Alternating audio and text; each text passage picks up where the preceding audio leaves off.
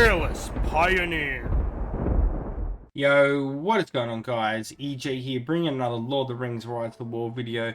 Today, guys, we've got another commander guide. Today we're going to be talking about Gandalf the Grey. Now, a lot of people have been using Gandalf the Grey since the start of the game and should have him at a pretty decent respect level. So we're going to be talking about everything with him today. There's quite a few ways that you can build him. It can be quite interesting, so we'll go over that and everything. So let's get into it, shall we? So, the first thing you can see, my stats are not the very highest at the moment because I don't have any gear on. Because today we're going to be talking about you can use 2 sets of gear. So, you can go with the route of unit attack and increase his unit attack a lot. And go with his follow-up and try to do a lot of damage and stuff like that. Or you can go the focus route where you can get a lot of focus and rely on his White Council and healing. Now, which one would I recommend?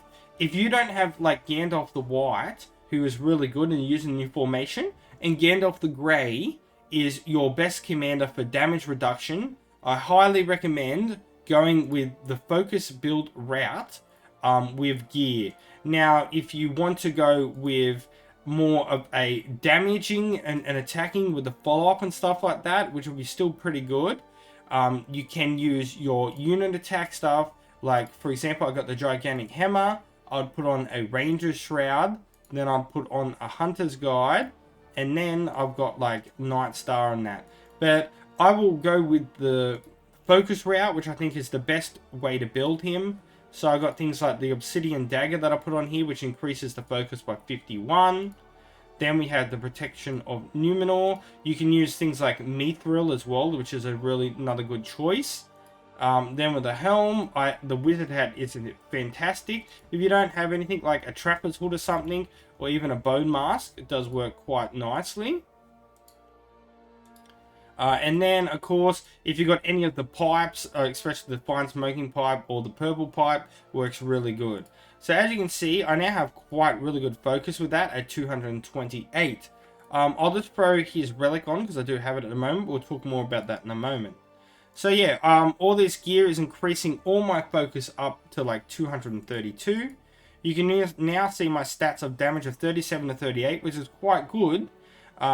So he can do quite really good damage, 6,000 HP, command of 184. But the main thing we're going to be talking about is the focus buff here with this gear stats. So basically, with this is including the relic, which does things like increase command by 30, focus by 4. I have it refined, strengthened 2 levels, sorry. So I got unit attack plus 5 and unit defense plus 5. Leader of the Free Folk reduces damage by the commander's formation by 6%. So his relic really works well with his White Council abilities. Moving on to his skilling guides. So yeah, we all know how he works. He's got wizard that can do focus damage. Like, this is where you don't need him even respect 5, because you're not going to be using the wizard a lot. But higher respect, of course, you're going to have more points. So the first thing I recommend, you max out White Council straight away, especially if you go on the focus route. This is going to give you the ability for the 4 formations to receive 18% less damage for the first 5 hits, which will be increased to 7 hits at level 10 maxed out. The next thing you want to max out is your Mithrandir, which of course is fantastic because you're going to get dual blows for the first 4 rounds at a 60% chance, with this increasing to 5 rounds at level 5, and you will get initiative at level 10 maxed out.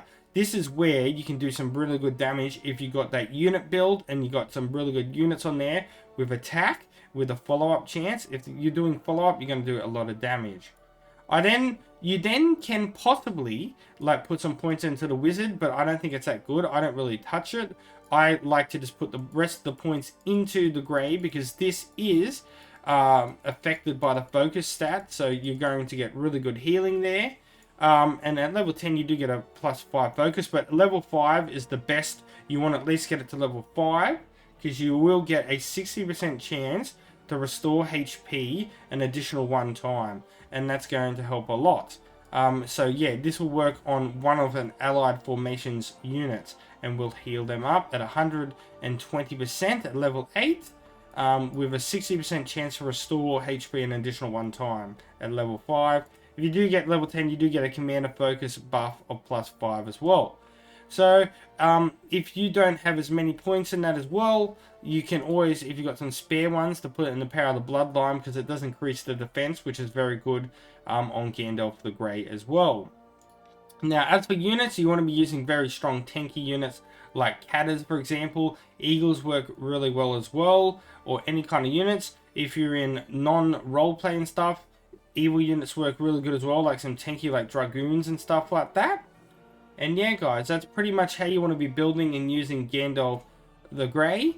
Like I said, you can go to unit attack and use some very strong unit attacking. Like there was the meta build back in the day where you could use like the sappers and stuff like that, but it's been very much nerfed a lot now. It's nowhere near as strong anymore, but the follow-up and doing some damage with him can be quite decent still. Alright guys, I'm going to wrap up the video there. So until next time, peace out, EJ's out, and I'll catch you guys later. See yous. Of